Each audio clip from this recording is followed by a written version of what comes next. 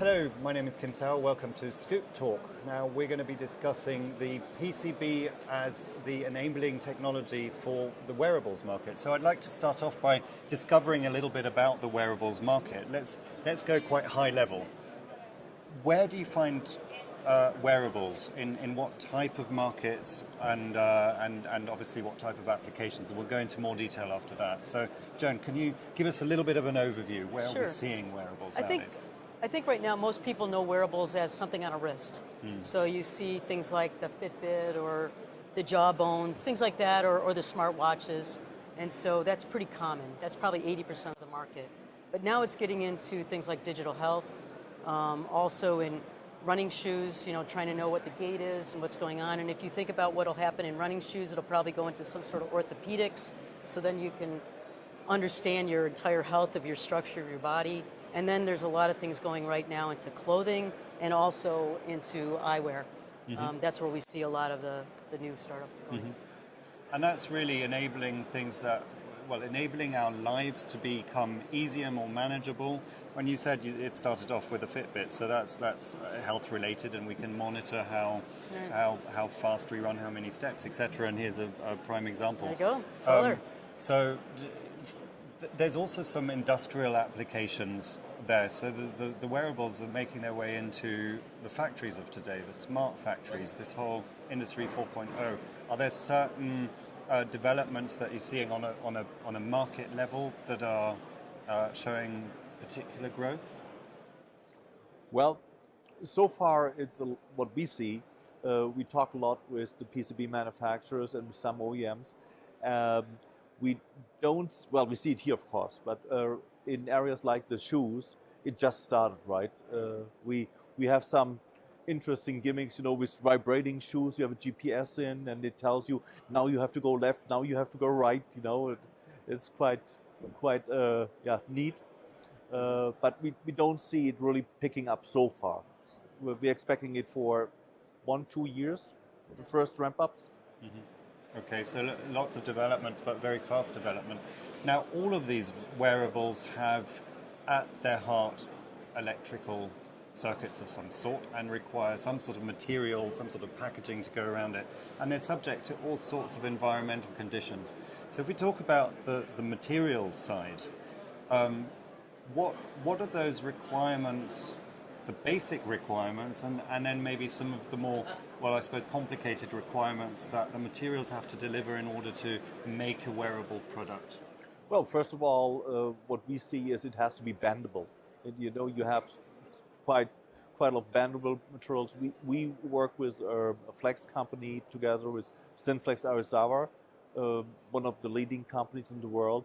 And what we understand is we have to develop products which have lower moisture difficulties, which are thinner.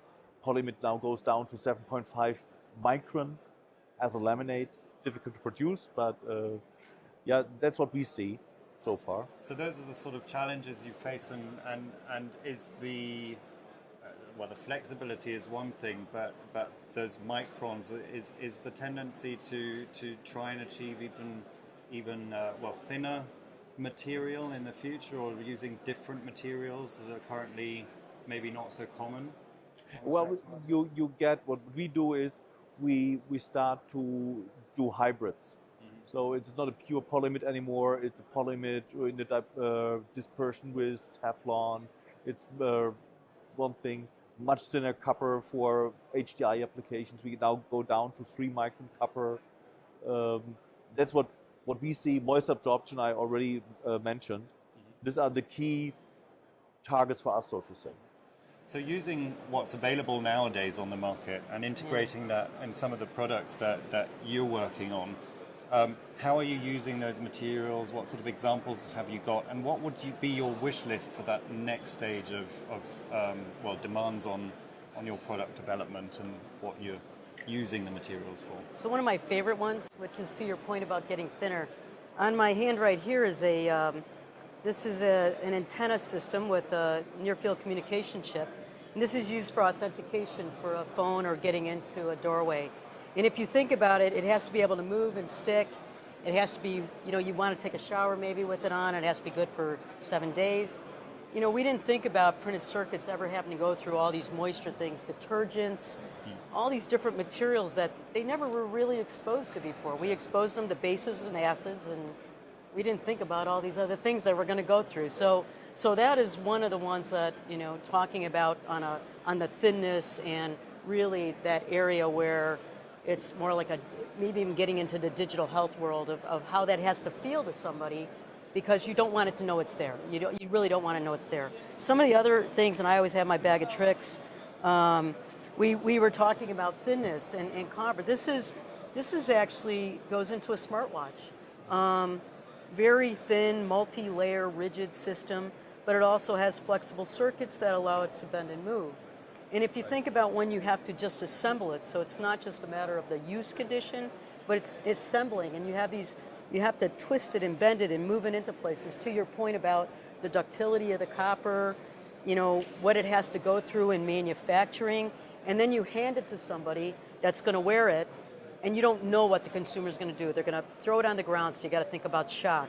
They might be out in the rain. What happens there? And so we have to think now about every single scenario that we never had to think like this before. Yeah. So this is one of those areas where you have to be really creative, and because we understand materials and we understand circuit, we work very well with material suppliers.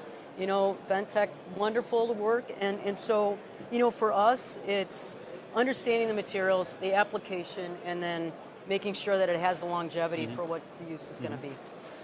One of the themes that I hear also is that in the medical sector, wearables are making a huge impact. Now that's completely different to the reliability or quality that you might need in a shoe that tells you which direction to go. When it's medical, it's serious, you need that dependability. Is there a different level of requirements that you would need for the materials on a medical wearable that you would on a consumer device that is worn as a watch or as an authentication piece? I wouldn't say no. Of course, the quality assurance is different. And the final result, if it performs or not perform, is different. But as you just said with the watch, it's really harsh what people do with, for example, a watch. So for us it is the same, so to say. Okay. So would you agree that the materials actually can deliver the type of dependability today that are required for those sort of applications? I agree. I think the materials are really advanced for it. I think the challenge right now is the assembly piece and the design, because the materials are enable these designers to do more. They have more degrees of freedom in their designs. There's one thing that we have been working on, which is a EKG patch. It's just a patch, and you hold your phone up against it, and you can see what's happening to your heart. That was enabled with, materials that we've used in other circuitry, but it was that design, and then still be able to handle that design with those really fine features and enable that to work. So it's the design side and I think the surface mounting and things like that are going to be more challenged than the materials. I think we're pretty much advanced. You guys are so far advanced on the material side. It's the rest of it that's going to have to come up to speed. Okay, interesting. We work a lot with, for example, Multek and Ventec. We work a lot with, we have an OEM management team. We talk to them. We talk about the roadmaps in order to understand what they need in 3 years, not tomorrow, in 3 years. And this is really a great example because we work very close, and this gives us the possibility really to deliver what the final market needs. Okay, very interesting. Well, thank you very much for your time. Okay. And I look forward to watching the developments in the wearables and the materials side.